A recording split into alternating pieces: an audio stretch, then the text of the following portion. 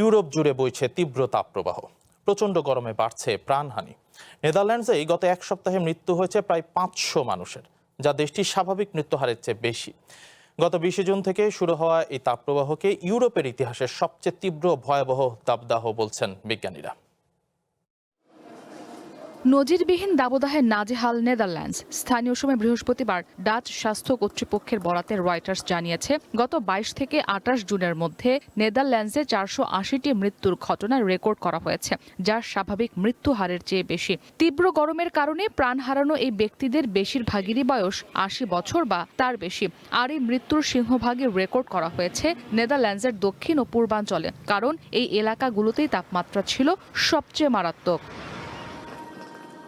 চলতি বছরের জুনে নেদারল্যান্ডসের তাপমাত্রা অতীতের সব রেকর্ড ছাড়িয়ে গেছে। জুন মাসের শেষ সপ্তাহে দেশটির সর্বোচ্চ তাপমাত্রা প্রায় 40 ডিগ্রি সেলসিয়াসে পৌঁছায়, যা ওলন্দাজদের স্বাভাবিক জীবনযাত্রাকে সম্পূর্ণ বিপর্যস্ত করে তোলে।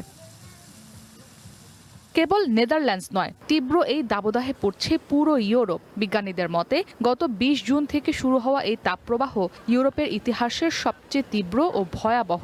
এর আগে ফ্রান্সের স্বাস্থ্য কর্তৃপক্ষ জানিয়েছিল, দেশটিতে চলমান দাবদাহে 1000 জনের বেশি মানুষের মৃত্যু হয়েছে। মৃত্যুর এই হারও স্বাভাবিকের চেয়ে বেশি, তবে নিহতের প্রকৃত সংখ্যা আরও অনেক বেশি হতে পারে বলে আশঙ্কা করছে ফরাসি স্বাস্থ্য কর্তৃপক্ষ। ইসরাত মুক্তি, ওয়ান ইন্টারন্যাশনাল ডেস্ক।